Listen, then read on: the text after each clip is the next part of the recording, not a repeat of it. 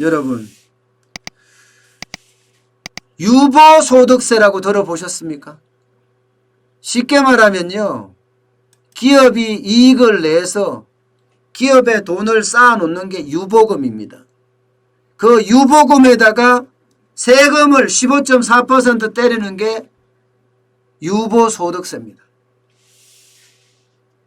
그러니까 기업들 입장에서는 이게 난리가 났어요.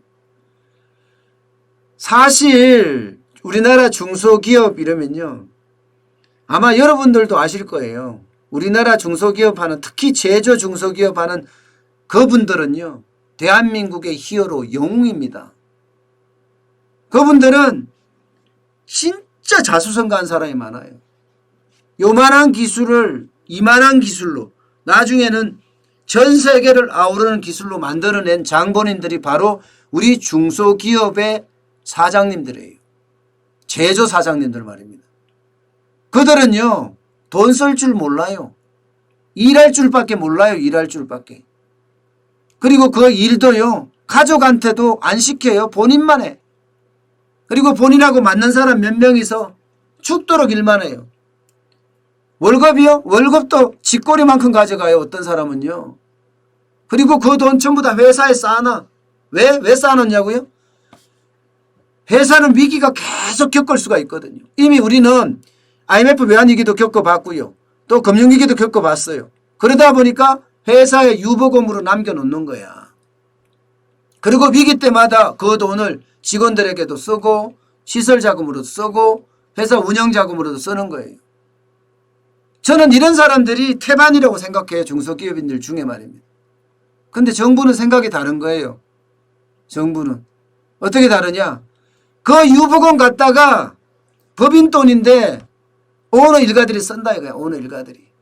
오너 일가들이 자식한테는 차 사주고 집 사주고, 예, 또 아내한테는 뭐 오피스텔 사주고, 예, 이렇게 막 쓴다는 거야.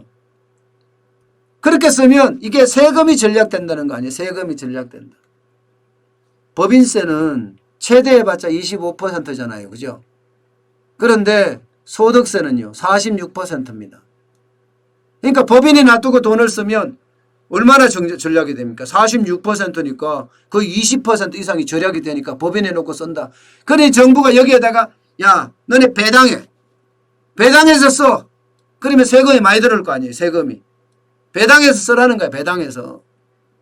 예, 회사에 놔두고 돈 쓰지 말고 배당해서 이렇게 하니까 지금 멘붕이 일어난 거는요.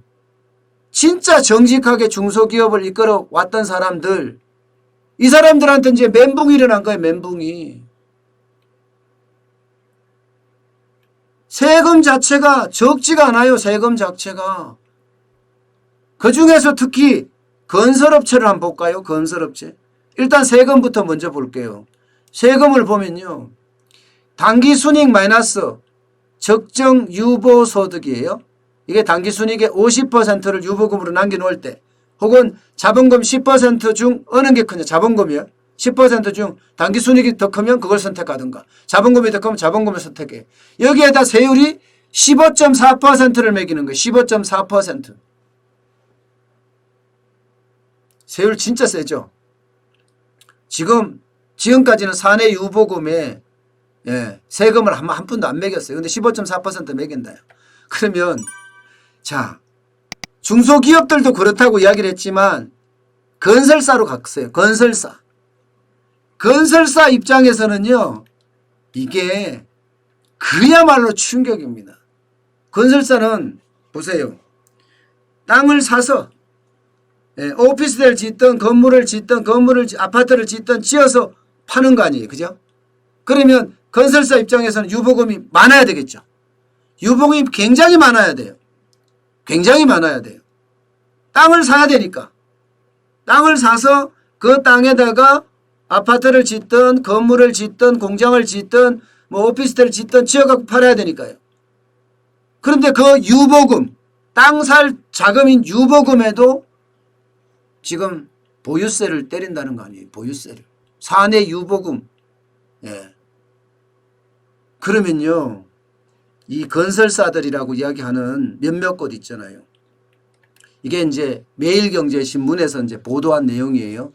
보시는 것처럼 중흥건설이나 중흥토건, 우미건설, 대방건설 이런 데가 이제 대기업 군에 속하대. 대기업 군에. 그래도 말입니다. 2018년 당기순이익 1249억 원. 이 중에 적정 유보소득 650%니까요.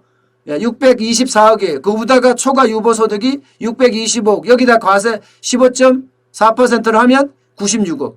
96억이에요. 중흥토국은 301억이 되고요. 우미건설은 100억이 되고요. 대방건설은 81억이 됩니다.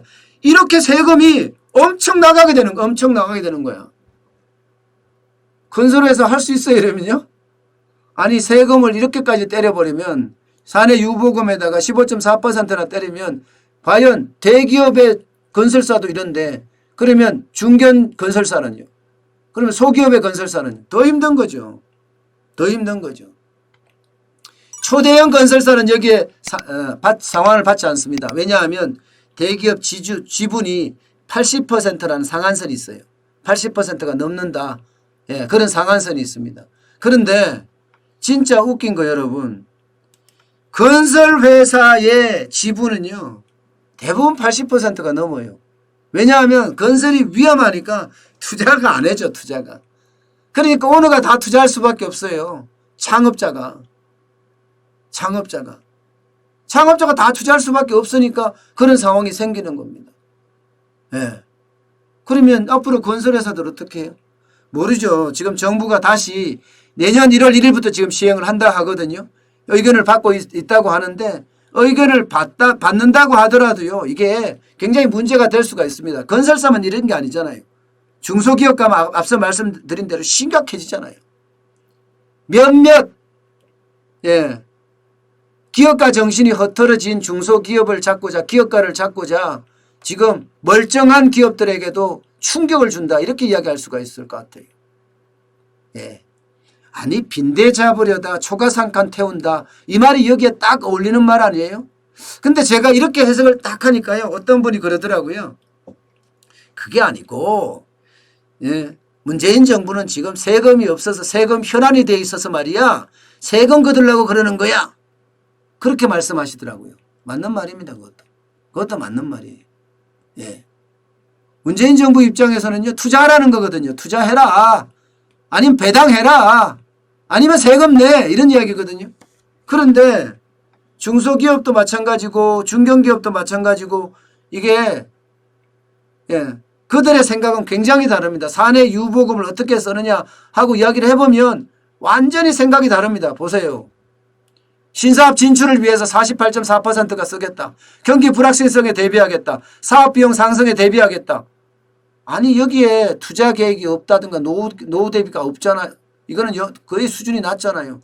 결국은요 새로운 사업에서 잘 먹고 잘 살자. 누가? 직원들하고 함께해요.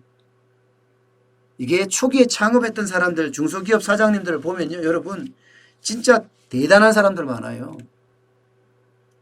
악독하다고 저는 생각해요. 악독하다. 진짜 악독하다. 악이 아니네요. 그 악이란 말이 들어가면 안 되네. 아주 독하다. 아주 독했기 때문에 이 대한민국의 경쟁사회에서요. 제조업을 하면서 이만큼 버텨왔던 겁니다. 그들이 제가 말하지만 보이지 않는 영웅들이라고. 그들 때문에 대한민국이 유지가 됐고 대한민국이 이만큼 성장을 한 것 아닌가. 저는 그런 생각까지 다시 한번 하게 합니다.